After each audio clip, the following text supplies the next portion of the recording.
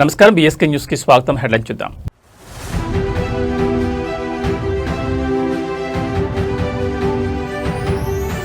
ఢిల్లీలో నీతి Aayog 11వ governing council సమావేశం. ప్రధాని మోడీ అధ్యక్షతన భేటీ.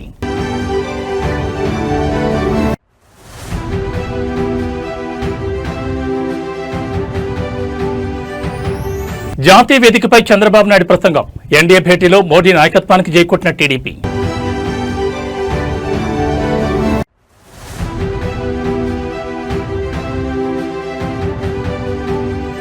కబ్జాదారులపై సీఎం రేవంత్ రెడ్డి ఉక్కుపాదం. హైదరాబాద్లో అక్రమ కట్టడాల కూల్చివేతలకు పూర్తి మద్దతు.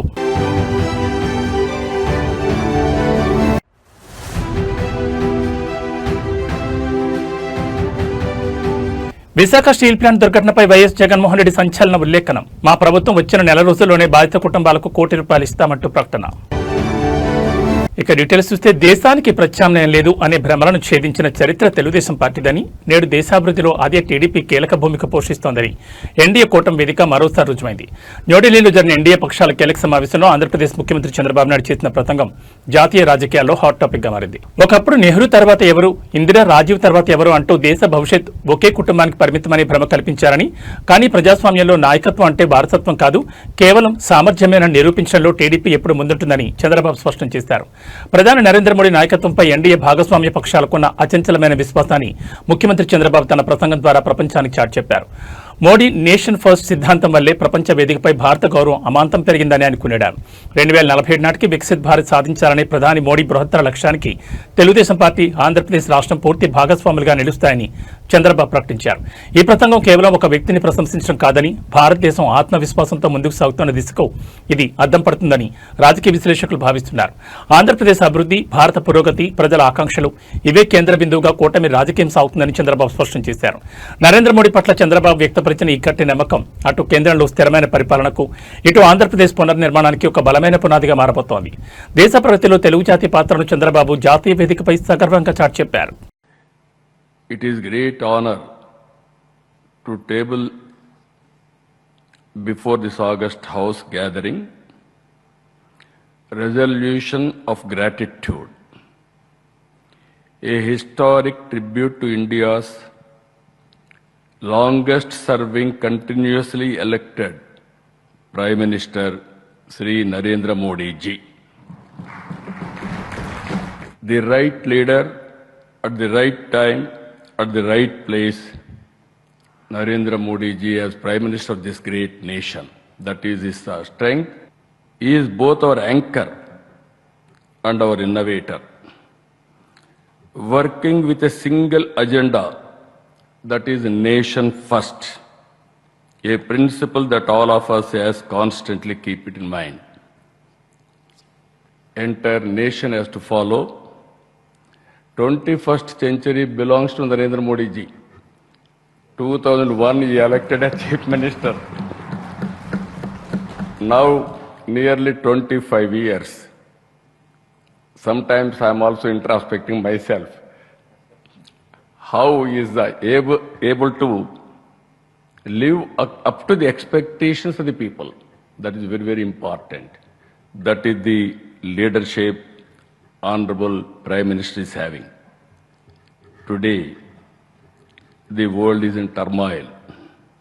Wars, fractured supply chains, energy markets in turmoil, facing aging problems, major economies slowing, uncertainty on every continent. Andhra Pradesh రాజకీయాల్లో వైఎస్ఆర్ కాంగ్రెస్ పార్టీ అధినేత మాజీ ముఖ్యమంత్రి వైఎస్ జగన్మోహన్ రెడ్డి ఒక భారీ సంచలన ప్రకటన చేశారు. విశాఖ స్టీల్ ప్లాంట్ బాధిత కుటుంబాల సమస్యలపై స్పందిస్తూ ప్రస్తుత కూటమి ప్రభుత్వంపై ఆయన తీవ్రస్థాయిలో ధ్వజమెత్తారు. ఇంతగా అడుగుతున్నా, విజ్ఞప్తులు చేస్తున్న ముఖ్యమంత్రి చంద్రబాబు నాయుడు ప్రభుత్వం మానవత్వంతో స్పందించడం లేదని జగన్ మండిపడ్డారు. ఒకవేళ ఈ ప్రభుత్వం బాధితులను ఆదుకోకపోతే రాబోయే రోజుల్లో వైఎస్ఆర్ కాంగ్రెస్ పార్టీ అధికారంలోకి వచ్చిన కేవలం నెల రోజుల్లోనే స్టీల్ ప్లాంట్ బాధిత కుటుంబాలకు కోటి చెప్పిన భారీ పరిహారం అందిస్తామని జగన్మోహన్ రెడ్డి హామీ ఇచ్చారు. విశాఖపట్నం వేదికగా స్టీల్ ప్లాంట్ బాధితులు, కార్మికులు ఎదుర్కొంటున్న సమస్యలపై వైఎస్ జగన్మోహన్ రెడ్డి గట్టిగా కలమెత్తారు. ఫ్యాక్టరీ భూసేకరణ మరియు వివిధ ప్రమాదాల్లో నష్టపోయిన నిర్వాసిత కుటుంబాల పట్ల చంద్రబాబు ప్రభుత్వం నిర్లక్ష్యంగా వ్యవహరిస్తోందని ఆయన ఆరోపించారు. తాము ఇంతగా డిమాండ్ చేస్తున్నా ప్రభుత్వం కనీసం పట్టించుకోవడం లేదని ఆవేదన వ్యక్తం చేశారు. ప్రభుత్వాలకి మానవత్వం ఉండాలని, బాధ్యులను ఆదుకోవాల్సిన కనీస బాధ్యత పాలకులపై ఉంటుందని గుర్తు చేశారు. ఒకవేళ ప్రస్తుత ప్రభుత్వం స్పందించకపోతే తాము చూస్తూ ఊరుకోబోమని, రాబోయే ఎన్నికల్లో వైసీపీ విజయం సాధించి అధికార పీఠాన్ని అధిరోహించిన 30 రోజుల్లోనే ప్రతి బాధిత కుటుంబానికి ₹1 చొప్పున ఆర్థిక సహాయం అందించి వారి జీవితాల్లో వెలుగులు నింపుతామని జగన్మోహన్ రెడ్డి స్పష్టం చేశారు. అధికారంలోకి వచ్చిన నెల రోజుల్లోనే ₹1 పరిహారం ఇస్తామంటూ వైఎస్ జగన్ చేసిన ఈ ప్రకటన ఇప్పుడు విశాఖపట్నంతో పాటు ఏపీ రాజకీయ వర్గాల్లో పెద్ద ఎత్తుకు చర్చకు దారితీసింది. జగన్ విసిరిన ఈ సవాలుపై అధికార తెలుగుదేశం, జనసేన, బీజేపీ కూటమి నేతలు ఏ విధంగా కౌంటర్ ఇస్తారో చూడాలి. మేము ఇంత అడుగుతా ఉన్నా కూడా చంద్రబాబు నాయుడు గారి ప్రభుత్వంలో ఎక్కడైనా మానవత్వం లేక ₹1 ఇవ్వాల్సిన చోట వాళ్ళకు ఇవ్వని పరిస్థితి ఎక్కడైనా ఉంటే మాత్రం ప్రతి బాధితురాలికి, ప్రతి బాధితుడికి చెప్తా ఉన్నా, ప్రతి అక్కకు, ప్రతి చెల్లెమ్మకు, ప్రతి బాబుకు చెప్తా ఉన్నా, బాధపడాల్సిన పనుల కొంచెం ఓపిక పట్టండి. దేవుడి దయతో మన ప్రభుత్వం వచ్చిన వెంటనే ఒక నెల తిరక్క మునిపి హైదరాబాద్ లో అక్రమ కట్టడాలు, చెరువుల కబ్జాలపై ముఖ్యమంత్రి రేవంత్ రెడ్డి తీవ్రస్థాయిలో విరుచుకుపడ్డారు. నగరంలో కురిసిన తొలకరి వర్షానికి రోడ్లన్నీ స్తంభించిపోవడంపై ఆయన తీవ్ర ఆందోళన వ్యక్తం చేశారు. కేవలం 1 కిలోమీటర్ దూరం వెళ్లడానికి సామాన్య ప్రజలకు 2 నుంచి 4 గంటల సమయం పట్టిందంటే పరిస్థితి ఎంత దారుణంగా ఉందో అర్థం చేసుకోవచ్చన్నారు. చెరువుల్లో, కుంటల్లో ఉండాల్సిన నీరు కాలనీలు, బస్తీల్లోకి రావడానికి కారణం గత పాలకుల హయాంలో జరిగిన భూ ఆక్రమణలేనని సీఎం మండిపడ్డారు. ప్రభుత్వ భూములను, చెరువులను ఆక్రమించి కట్టిన ఎంతటి పెద్దవారి కట్టడాలనైనా నిర్దాక్షిణ్యంగా కూల్చివేస్తామని రేవంత్ రెడ్డి స్పష్టం చేశారు. హైదరాబాద్ ను వరద ముప్పు నుంచి కాపాడేందుకు ప్రభుత్వం చేపట్టిన ఆక్రమణ తొలగింపు చర్యలను సీఎం రేవంత్ రెడ్డి పూర్తిగా సమర్థించుకున్నారు. విపక్షాలు చేస్తున్న విమర్శలపై ఆయన తీవ్రంగా స్పందించారు. ఈ కూల్చివేతల ద్వారా మేమేమైనా ఇంచు భూమైనా సొంతానికి తీసుకున్నామా అని ఆయన నిలదీశారు. ప్రభుత్వ భూములను, సహజ వనరులైన కుంటలను కొందరు స్వార్థపరులు చేపట్టడం వల్లే నగరానికి దుస్తొచ్చిందని ఆగ్రహం వ్యక్తం చేశారు. భవిష్యత్తులో హైదరాబాద్ ప్రజలు వరదలతో నరకం చూడకూడదనే ఉద్దేశంతోనే ఆక్రమణలు తొలగించి చెరువులను పునరుద్ధరించే బృహత్తర కార్యక్రమానికి శ్రీకారం చుట్టామని చెప్పారు. రూల్స్ అతిక్రమించి కట్టిన ఏ ఒక్క నిర్మాణాన్ని వదిలిపెట్టే ప్రసక్తే లేదని కబ్జాదారులకు సీఎం గట్టి హెచ్చరిక జారీ చేశారు. హైదరాబాద్ గ్లోబల్ ఇమేజ్ను కాపాడడంతో పాటు సామాన్యుడికి ట్రాఫిక్, వరద కష్టాలు తప్పించడానికి తమ ప్రభుత్వం ఈ కఠిన నిర్ణయాలు తీసుకుంటుందని సీఎం రేవంత్ రెడ్డి స్పష్టం చేశారు. ముఖ్యమంత్రి ఈ వ్యాఖ్యలతో నగరంలో కబ్జాదారుల గుండెల్లో వణుకు మొదలైంది. తొలకరి వర్షాలు నిన్ననే పడ్డాయి. పెద్ద ఎత్తున వర్షం పడలే, రోజంతా వాన పడవలే. కానీ 2 గంటనే హైదరాబాదు నగరంలో వాన పడితే రోడ్లు ఎక్కడికక్కడ స్తంభించిపోయినాయి. రోడ్ల మీద మొత్తం వర్షపు నీరు వరదలై పారింది. ట్రాఫిక్ అతలాకుతలమైంది. కిలోమీటర్ ప్రయాణానికి 2 నుంచి 4 గంటలు పట్టింది. అంతర్జాతీయ నగరం అని గొప్పలు చెప్పుకుంటే సరిపోదు. అంతర్జాతీయ ప్రమాణాలతోని మౌలిక వసతులను అభివృద్ధి చేసుకోవాలి. చెరువులు, నాలాలు, కుంటలను కబ్జా చేసుకొని, పబ్లిక్ పార్కులను ఆక్రమించుకొని, ప్రభుత్వ భూములను చెరబట్టి ఈనాడు అక్రమ నిర్మాణాలు చేపట్టబట్టే ఇవాళ చెరువులలో ఉండాల్సిన నీళ్లు, కుంటలకి వెళ్లాల్సిన నీళ్లు, నాలాలో ప్రవహించాల్సిన నీళ్లు, వర్షపు నీళ్లు మొత్తం రోడ్ల మీద ప్రవాహమైంది. చెరువుల్లో ఉండాల్సిన నీళ్లు. తెలంగాణ ప్రతిష్టను అంతర్జాతీయ స్థాయికి తీసుకెళ్లేలా ప్రభుత్వం ప్లాన్ చేస్తున్న ఫ్యూచర్ సిటీ ప్రాజెక్టుపై ముఖ్యమంత్రి Revanth Reddy land mark comments చేశారు. అభివృద్ధిని అడ్డుకోవడమే పనిగా పెట్టుకున్న విపక్షాలపై ఆయన పదునైన విమర్శలు గుప్పించారు. ఫ్యూచర్ సిటీని అడ్డుకోవాలని చూసేవారు గతానికి చెందిన వాళ్ళని, అదే ఫ్యూచర్ సిటీని నిర్మించేవారు భవిష్యత్తును సృష్టించేవాళ్లంటూ సీఎం రేవంత్ రెడ్డి సరికొత్త నినాదాన్ని తీసుకొచ్చారు. ఈ ప్రాజెక్టు కేవలం ఇవాటి కోసం కాదు, రాబోయే తరాల తెలంగాణ బిడ్డల కోసమని ఆయన స్పష్టం చేశారు. హైదరాబాద్ పరిసర ప్రాంతాల్లో 4వ నగరంగా రూపుదిద్దుకుంటున్న ఫ్యూచర్ సిటీపై వస్తున్న విమర్శలను ముఖ్యమంత్రి పూర్తిగా తిప్పుకొట్టారు. ఈ ప్రాజెక్టు వెనుక ఉన్న అసలు విజన్ను ఆయన ప్రపంచానికి చాటి చెప్పారు. తెలంగాణలో పుట్టబోయే, రాబోయే తరాల పిల్లలకు అంతర్జాతీయ స్థాయి ఉద్యోగ, ఉపాధి అవకాశాలు కల్పించడమే ఈ నగర ప్రధాన లక్ష్యమని సీఎం వివరించారు. కేవలం రాజకీయ ఉనికి కోసం కొందరు ఈ బృహత్తర ప్రాజెక్టుకు అడ్డుపడుతున్నారని, వారు గతంలోనే ఉండిపోతారని, తాము మాత్రం తెలంగాణ భవిష్యత్తును సృష్టించి తీరుతామని రేవంత్ రెడ్డి ధీమా వ్యక్తం చేశారు. ప్రపంచానికి ఆదర్శంగా నిలిచేలా అడ్వాన్స్డ్ టెక్నాలజీ మరియు ఎకో ఫ్రెండ్లీ మౌలిక వస్తువులతో ఈ నగరం రూపుదిద్దుకోబోతోందని సీఎం వెల్లడించారు. అభివృద్ధి విషయంలో తాము ఎట్టి పరిస్థితుల్లోనూ వెనకడుగు వేసే ప్రసక్తే లేదని, విమర్శలను తిప్పికొడుతూ తెలంగాణను గ్లోబల్ లీడర్గా నిలబెడతామని సీఎం రేవంత్ స్పష్టం చేశారు. ముఖ్యమంత్రి వ్యాఖ్యలు ఇప్పుడు అటు పారిశ్రామిక వర్గాలు, ఇటు యువతలో కొత్త ఆశలు రేకెత్తిస్తున్నాయి. ఈనాడు మన నగర అభివృద్ధిలో రావణాసురులు, మారీచులు, సుబాహులు, శుక్రాచార్యులు అందరూ ఉన్నారు. శుక్రాచార్యుడు ఫామ్ హౌస్లో పండిండు, మారీచుడిని, సుబాహుల్ని మన మీదికి వదిలిండు.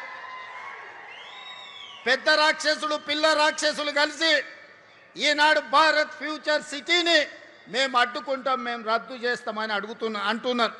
నేను అడుగుతున్నా ఇక్కడ ఉన్న యువకులను, ఈనాడు ఫ్యూచర్ సిటీని రద్దు చేయాలన్నా ఫ్యూచర్ సిటీని విస్తరించాలన్నా మీరు ఒక్కసారి చెప్పండి. ఈనాడు ఫ్యూచర్ సిటీ మన ఫ్యూచర్కే కాదు, మన పిల్లలు వాళ్ళ పిల్లలు భవిష్యత్ తరాలకు గొప్ప ఫ్యూచర్ను అందించడమే కాదు, భారతదేశానికే కాదు ప్రపంచానికి ఒక దిక్సూచిగా ఒక గొప్ప నగరంగా తీర్చిదిద్దాలి అని ఈనాడు మన ప్రభుత్వం దేశ రాజధాని న్యూఢిల్లీ వేదికగా వికసిత్ భారత్ సాధనల ఏకైక లక్ష్యంగా నీతి ఆయోగ్ 11వ గవర్నింగ్ కౌన్సిల్ సమావేశం అత్యంత ప్రతిష్టాత్మకంగా ప్రారంభమైంది. ప్రధానమంత్రి నరేంద్ర మోడీ అధ్యక్షతన జరుగుతున్న ఈ కీలక సమావేశానికి దేశవ్యాప్తంగా ఉన్న రాష్ట్రాల ముఖ్యమంత్రులు, కేంద్రపాలిత ప్రాంతాల లెఫ్టినెంట్ గవర్నర్లు మరియు కేంద్ర మంత్రులు హాజరయ్యారు. కేంద్ర రాష్ట్ర ప్రభుత్వాల ఉమ్మడి భాగస్వామ్యంతో టీమిండియా స్ఫూర్తిని చాటుతూ దేశ ఆర్థిక, సామాజిక ప్రగతికి సంబంధించిన రాబోయే దశాబ్దాల రోడ్ మ్యాప్ పై ఈ సమావేశంలో కీలక నిర్ణయాలు తీసుకోనున్నారు. భారతదేశాన్ని 2047 నాటికి పూర్తిస్థాయి అభివృద్ధి చెందిన దేశంగా మార్చాలనే సంకల్పానికి ఈ 11వ గవర్నింగ్ కౌన్సిల్ సమావేశం ఒక మైలురాయిగా నిలవనుంది. కేంద్ర రాష్ట్రాల మధ్య సమన్వయాన్ని పెంచడం ద్వారానే క్షేత్రస్థాయిలో వేగవంతమైన అభివృద్ధి సాధ్యమవుతుందని ప్రధాని నరేంద్ర మోడీ ఈ సందర్భంగా స్పష్టం చేశారు. వ్యవసాయ రంగంలో ఆధునీకరణ, డిజిటల్ మౌలిక సదుపాయాల కల్పన, ఉపాధి అవకాశాల పెంపుదల మరియు స్థానిక తయారీ రంగాన్ని అంతర్జాతీయ స్థాయికి తీసుకెళ్లడం వంటి అంశాలపై ఈ సమావేశంలో సుదీర్ఘంగా చర్చిస్తున్నారు. రాష్ట్రాలు తమ ఆర్థిక వనరులను గరిష్టంగా వినియోగించుకుంటూ జాతీయ లక్ష్యాల సాధనలో భాగస్వాములు కావాలని ఈ వేదిక ద్వారా ప్రధాని పిలుపునిచ్చారు. రాష్ట్రాల బలమే దేశ బలం అనే నమ్మకంతో సాగుతున్న ఈ సమావేశ నిర్ణయాలు భవిష్యత్ భారత్ నిర్మాణంలో అత్యంత కీలకం కానున్నాయి. ఈ సమావేశంలో తీసుకున్న ముఖ్యమైన తీర్మానాల పూర్తి వివరాలను నీతి ఆయోగ్ అధికారులు సాయంత్రం అధికారికంగా వెల్లడించనున్నారు. గుంటూరు జిల్లా తెనాలిపట్నంలో మున్సిపల్ అధికారుల నిర్లక్ష్యపు వైఖరిపై రాష్ట్ర పౌర సరఫరాల శాఖ మంత్రి నాదెండ్ల మనోహర్ తీవ్రస్థాయిలో మండిపడ్డారు. తెనాలి తూర్పు కాలువకట్ట రోడ్లో ఇవాళ ఉదయం ఆయన ఆకస్మిక పర్యటన జరిపారు. ఈ క్రమంలో నియోజకవర్గ ప్రజలు నిత్యం ప్రయాణించే ప్రధాన రహదారిపై ఎక్కడి వ్యర్థాలు అక్కడే పేరుకుపోయి కనీసం పట్టించుకునే నాదులే లేకపోవడాన్ని చూసి మంత్రి తీవ్ర ఆగ్రహం వ్యక్తం చేశారు. అధికారుల అలసత్వానికి నిరసనగా రోడ్డుపై ఉన్న చెత్తను పూర్తిగా తొలగించేంత వరకు తాను ఇక్కడి నుంచి కదిలేది లేదంటూ మంత్రి నాదెండ్ల మనోహర్ రోడ్డు పక్కనే బైఠాయించారు. తెనాలి నియోజకవర్గంలో పారిశుద్ధ్య నిర్వహణ అస్తవ్యస్తంగా తయారైందంటూ ప్రజల నుంచి వస్తున్న ఫిర్యాదులపై మంత్రి నాదెండ్ల మనోహర్ స్వయంగా రంగంలోకి దిగారు. తూర్పు కాలువకట్ట రోడ్ పరిసరాల్లో కుప్పలుగా పడి ఉన్న ప్లాస్టిక్, ఇతర వ్యర్థాలను చూసి మున్సిపల్ అధికారులపై తీవ్ర ఆగ్రహం వ్యక్తం చేశారు. మంత్రి స్వయంగా రోడ్డుపై బైఠాయించారనే సమాచారం అందడంతో అప్పటి వరకు నిమ్మకు నీరెత్తినట్లు వ్యవహరించిన తెనాలి మున్సిపల్ యంత్రాంగం ఒక్కసారిగా పరుగులు తీసింది. మున్సిపల్ కమిషనర్, శానిటేషన్ సిబ్బంది భారీగా ట్రాక్టర్లు, జేసీబీలతో రంగంలో దిగి యుద్ధ ప్రాతిపదికన వ్యర్థాలను క్లియర్ చేయడం ప్రారంభించారు. అధికారులు పనులు పూర్తి చేసే వరకు మంత్రి అక్కడే ఉండి పనులను పర్యవేక్షించడం విశేషం. ప్రజల ఆరోగ్యం, పట్టణ పారిశుద్ధ్యం విషయంలో నిర్లక్ష్యం వహిస్తే ఎంతటి అధికారులైనా కఠిన చర్యలు తీసుకుంటామని మంత్రి నాదెండ్ల మనోహర్ హెచ్చరించారు. మంత్రి ఆకస్మిక తనిఖీ మరియు నిరసనతో తెనాలి పట్టణ అధికారులు ఇప్పుడు పొణుకు మొదలైంది.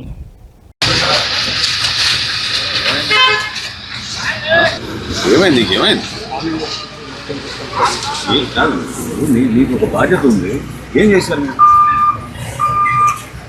48 గంటల తర్వాత మళ్ళీ నేను వస్తే సేమ్ అదే పరిస్థితి.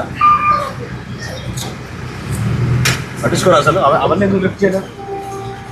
అది టెండర్ పిలుస్తాను, ఇంజనీరింగ్ సెక్షన్ వాళ్ళు దేని టెండర్ పిలుస్తారు? లిఫ్ట్ చేయండి టెండర్ పిలుస్తారా? మాట్లాడాను సార్. ఎవరు చెప్పేది టెండర్ పిలవాలని దాన్ని లిఫ్ట్ చేయడానికి? మన ఓన్ రిసోర్సెస్ తోటి మన ట్రాక్టర్లు, మన జేసీబీతో మనం లిఫ్ట్ చేస్తుంటారు. దాని టెండర్ ఏంటి దానికి? ఎట్లా? ఎక్కడైనా విన్నావా ఇది? మన ట్రాక్టరు, మన జేసీబీ మనం లిఫ్ట్ చేస్తుంది, దానికి టెండర్ ఏంటి? మధ్యాహ్నం కాదు, ఇప్పుడు కావాలి నాకు. ఇక్కడే కూర్చుంటాను. ఉత్తరాంధ్ర ముఖ చిత్రాన్ని మార్చేసేలా ప్రతిష్టాత్మకంగా నిర్మాణమవుతున్న అల్లూరు సీతారామరాజు నూతన విశాఖ అంతర్జాతీయ విమానాశ్రయం పనులు దాదాపు చివరి దశకు చేరుకున్నాయి. అయితే విమానాశ్రయం రన్వే, టెర్మినల్ బిల్డింగ్ పనులు చకచకా పూర్తవుతున్న ప్రయాణికులు అక్కడికి చేరుకునేందుకు అవసరమైన రోడ్, మెట్రో కనెక్టివిటీ విషయంలో మాత్రం రాష్ట్ర ప్రభుత్వం ఘోరంగా విఫలమైందనే విమర్శలు వినిపిస్తున్నాయి. కేంద్ర రాష్ట్రాల అధికారంలో ఉన్న డబుల్ ఇంజన్ కూటమి ప్రభుత్వం ఎయిర్పోర్టుకు సంబంధించిన కనెక్టివిటీ పనులను గాలి కుదిరేసిందంటూ విపక్షాలు మరియు స్థానికులు మండిపడుతున్నారు. భోగాపురం అంతర్జాతీయ విమానాశ్రయం నుంచి విమాన సర్వీసులు ప్రారంభించడానికి గడువు సమీపిస్తోంది. రన్వే పనులు, టెక్నికల్ ఇన్స్టాలేషన్లు దాదాపు పూర్తిగా వచ్చాయి. కానీ విశాఖపట్నం నగరం నుంచి సుమారు 40 కిలోమీటర్ల దూరంలో ఉన్న ఈ విమానాశ్రయానికి ప్రయాణికులు ఎలా చేరుకుంటారనేది ఇప్పుడు $1 మిలియన్ ప్రశ్నగా మారింది. గతంలో ప్రతిపాదించిన విశాఖ మెట్రో రైల్ ప్రాజెక్టు పనులు అంగుళం కూడా ముందు కాపాడలేదు. అటు ఎయిర్పోర్టుకు సులభంగా చేరుకోవడానికి ప్లాన్ చేసిన iconic beach road corridor project కానీ ట్రాఫిక్ ఇబ్బందులు లేకుండా నిర్మించాల్సిన ఫ్లైఓవర్ల పనులు కానీ కనీసం టెండర్ల దశను కూడా దాటలేదు. కేంద్రం నుంచి వేల కోట్ల నిధులు తెస్తామని చెప్పిన కూటమి ప్రభుత్వం ఈ మౌలిక వసతుల కల్పనలో చేతులెత్తేయడం పట్ల తీవ్ర అసంతృప్తి వ్యక్తమవుతోంది. కేవలం ఎయిర్పోర్ట్ లోపల రన్వే నిర్మిస్తే సరిపోదని ప్రయాణికులకు నగరంతో వేగవంతమైన రవాణా వసతులు కల్పించడంలో డబుల్ ఇంజన్ ప్రభుత్వం తక్షణమే స్పందించాలని ఉత్తరాంధ్ర మేధావులు డిమాండ్ చేస్తున్నారు. లేని పక్షంలో విమానాశ్రయం అందుబాటులోకి వచ్చినా కనెక్టివిటీ లేక అది ప్రయాణికులకు పెద్ద భారంగా మారే ప్రమాదం ఉంది. హైదరాబాద్ దిల్సుఖ్ నగర్ చౌరస్తా వేదికగా నిరుద్యోగ యువత ఉవ్వెత్తున నిరసన దిగింది. రాష్ట్రంలో పోలీసు ఉద్యోగాల భర్తీ సంఖ్యను భారీగా పెంచాలంటూ వందలాది మంది అభ్యర్థులు రోడ్డుపై బైఠాయించి ప్రభుత్వానికి వ్యతిరేకంగా నినాదాలు చేశారు. ప్రస్తుతం ప్రతిపాదించిన 5,000 పోలీసు ఉద్యోగాల నోటిఫికేషన్ను ఏకంగా 20,000కు పెంచాలన్నదే తమ ప్రధాన డిమాండ్ అని నిరుద్యోగులు స్పష్టం చేస్తున్నారు. ఈ నిరసనతో దిల్సుఖ్ నగర్ ప్రధాన రహదారిపై వాహనాలు కిలోమీటర్ల మేర నిలిచిపోయాయి. తెలంగాణలో పోలీసు కానిస్టేబుల్, ఎస్ఐ ఉద్యోగాల కోసం లక్షలాది మంది నిరుద్యోగులు ఏళ్ల తరబడి కోచింగ్ సెంటర్లో మగ్గుతున్నారు. అయితే ప్రభుత్వం కేవలం 5,000 పోస్టులతోనే సరిపెట్టాలని చూడడంపై అభ్యర్థులు తీవ్ర ఆగ్రహం వ్యక్తం చేస్తున్నారు. ఇవాళ ఉదయం దిల్సుఖ్ నగర్ వెంకటాద్రి థియేటర్ సమీపంలో ప్లకార్డులతో గుమిగూడిన నిరుద్యోగులు పోస్టుల సంఖ్యను కనీసం 20,000కు పెంచాలని డిమాండ్ చేస్తూ రాస్తారోకోకు దిగారు. రంగంలో దిగిన పోలీసులు నిరసనకారులను నచ్చజెప్పే ప్రయత్నం చేసినా వినకపోవడంతో అభ్యర్థులను బలవంతంగా ఇచ్చుకుంటూ వెళ్లి పోలీసు వాహనాలకు ఎక్కించారు. పలువురు విద్యార్థి నేతలను ముందస్తుగా అదుపులో తీసుకుని పోలీస్ స్టేషన్ తరలించారు. నోటిఫికేషన్లలో పోస్టుల సంఖ్య పెంచే వరకు తమ ఆందోళన ఆపేది లేదని, అవసరమైతే ప్రగతి భవన్, అసెంబ్లీ ముట్టడి కూడా వెనకాడబోమని నిరుద్యోగ జేఏసీ హెచ్చరించింది.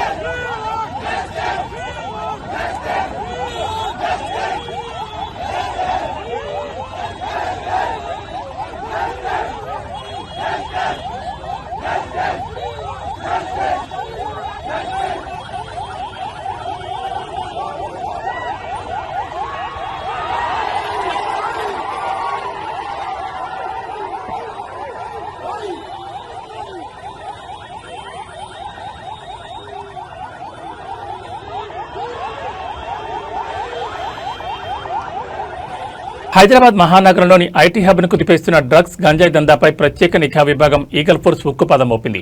ఐటీ కారిడార్లో నానక్రామగూడ కేంద్రంగా సాగుతున్న భారీ గంజాయి అడ్డాపై అధికారులు ఇవాళ ఆకస్మిక మెరుపుదాడి నిర్వహించారు. ఈ సోదాల్లో గంజాయి కొనుగోలు చేస్తూ ఏకంగా 50 మంది ఐటీ ఉద్యోగుల అధికారులకు రెడ్ హ్యాండెడ్గా పట్టుబడడం తీవ్ర కలకలం రేపుతోంది. అయితే అధికారుల ఎంట్రీపై ముందస్తు సమాచారం అందడంతో ఈ నెట్వర్క్ నడుపుతున్న ప్రధాని kingpin lady drug don Neetubhai అక్కడి నుంచి పరారైంది. గతంలో పలు డ్రగ్స్ కేసుల్లో చిక్కి పీడీ యాక్ట్ ఎదుర్కొని జైలు నుంచి విడుదలైన నీతూభాయ్ దూల్పేట్ నుండి మక్కా మార్చి ఐటీ కోర్ ఏరియా అయిన నానక్రామగూడలో అడ్డాపెట్టింది. ఎవరికీ అనుమానం రాకుండా ఒక సాధారణ కిరాణా దుకాణం ముసుగులో సాఫ్ట్వేర్ ఉద్యోగులు, విద్యార్థులకు గంజాయి విక్రయించడం ప్రారంభించింది. కేవలం గంజాయి అమ్మకాల ద్వారానే ఈమె రోజుకు 5 లక్షల నుంచి 10 లక్షల వరకు సంపాదిస్తున్నట్లు ఏకల్ అధికారులు గుర్తించారు. ఇవాళ ఉదయం ఆమె నివాసం వద్ద గంజాయి కోసం కస్టమర్లు క్యూ కట్టిన సమయంలో ఈగల్ ఫోర్స్ ఒక్కసారిగా దాడి చేసింది. కేవలం గంట వ్యవధిలోనే డ్రగ్స్ కొనుగోలు చేస్తున్న 50 మంది ఐటీ ఉద్యోగులను అదుపులోకి తీసుకుని విచారిస్తున్నారు. ప్రస్తుతం పరారులో ఉన్న గంజాయి క్వీన్ నీతూభాయ్ కోసం ఈగల్ ఫోర్స్ అధికారులు నానక్రామగూడలోనే మక్కా వేసి ప్రత్యేక బృందాలతో గాలింపు ముమ్మరం చేశారు. ఐటీ కార్డర్లో అమ్ముకున్న పూర్తి కస్టమర్ లిస్ట్ మరియు డిజిటల్ నెట్వర్క్ ను ఛేదించే పనిలో పడ్డారు. See, I am a software employee. I come from Bangalore. I work for Fastness. Like this is the first time I have never been to Hyderabad. For the past 5 to 10 years, I am not been to Hyderabad. So for the past 5 to 10 years, I have never been.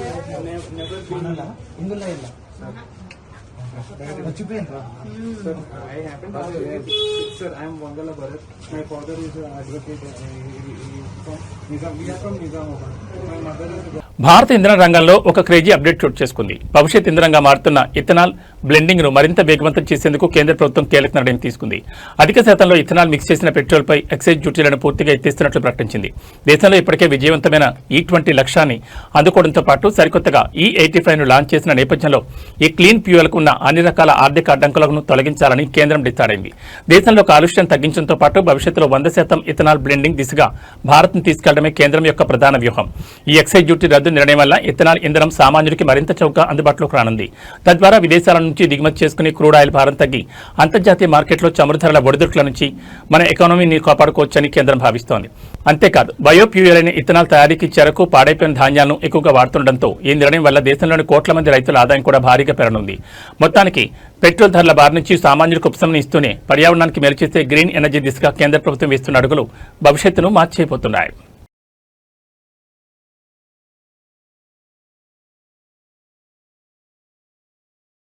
పచ్చడి ప్రియులకు శుభవార్త. గత కొద్ది కాలంగా సామాన్యుడికి అందనం తెత్తుకు చేరిన బంగారం ధరలు ఒక్కసారిగా కుప్పకూలాయి. అంతర్జాతీయ మార్కెట్ ఒడిదుడుకుల ప్రభావంతో హైదరాబాద్ బులియన్ మార్కెట్లో ఇవాళ మేలిమి బంగారం ధర భారీగా క్షీణించింది. 10 గ్రాముల 24 క్యారెట్ల మేలిమి బంగారంపై ఏకంగా 2,130 రూపాయలు తగ్గడంతో ప్రస్తుతం ఇది 1,45,640 మార్కు చేరింది. కేవలం 2 రోజుల వ్యవధిలోనే పచ్చడి ఏకంగా 7,520 రూపాయల మేర పతనం కావడం మార్కెట్ వర్గాలను ఆశ్చర్యపరుస్తోంది. అంతర్జాతీయంగా డాలర్ ఇండెక్స్ మరియు గ్లోబల్ మార్కెట్లలో చోటు చేసుకున్న పరిణామాల వల్లే పచ్చడి ధరలు ఈ స్థాయిలో వెనక్కి తగ్గుతున్నట్లు నిపుణులు విశ్లేషిస్తున్నారు. అటు ఇన్వెస్టర్లు సురక్షితమైన పెట్టుబడిగా భావించి 24 క్యారెట్ల గోల్డ్ రేట్ తగ్గడంతో పాటు ఇటు పెళ్లిళ్ల సీజన్లో సామాన్యులు ఎక్కువగా కొనుగోలు చేసే 10 గ్రాములు 22 క్యారెట్ల ఆభరణాల బంగారం ధర కూడా ఇవాళ 1,950 రూపాయల మేరకు క్షీణించి 1,33,500కి పడిపోయింది. తెలుగు రాష్ట్రాల వ్యాప్తంగా ఉన్న ప్రధాన నగరాలైన హైదరాబాద్, విజయవాడ, విశాఖపట్నంలో స్థానిక పన్నులు మరియు మేకింగ్ ఛార్జీలను బట్టి ఈ ధరల్లో స్వల్ప తేడాలు ఉండొచ్చని బులియన్ వ్యాపారులు చెబుతున్నారు. ధరలు ఒక్కసారిగా భారీగా దిగిరావడంతో గత కొద్ది రోజులుగా కొనుగోలు వాయిదా వేసుకున్న మధ్యతరగతి ప్రజలు జ్యువెలరీ షాపుల వైపు అడుగులు వేస్తున్నారు.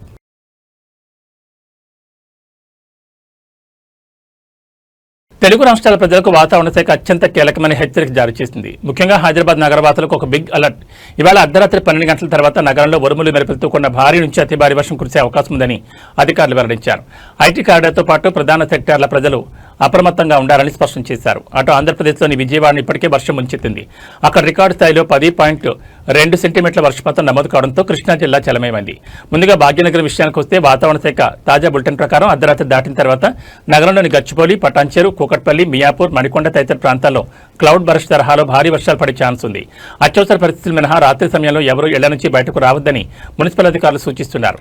ఇక అటు ఏపీలో విజయవాడ నగరం వాన దెబ్బకు విలవిల్లాడుతోంది. నిన్న రాత్రి నుంచి కురిసిన కొండపోత వానకు ఎన్నికేపాడు నేషనల్ హైవే పూర్తిగా జలమయమైంది. మోకాళ్ల లోతు నీరు చేరడంతో వాహనదారులు నరకం చూశారు.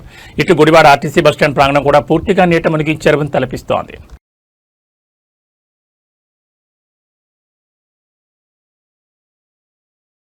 ఇవి బులెటిన్ విశేషాలు. మరో బులెటిన్లో మళ్ళీ కలుసుకుందాం. నమస్కారం.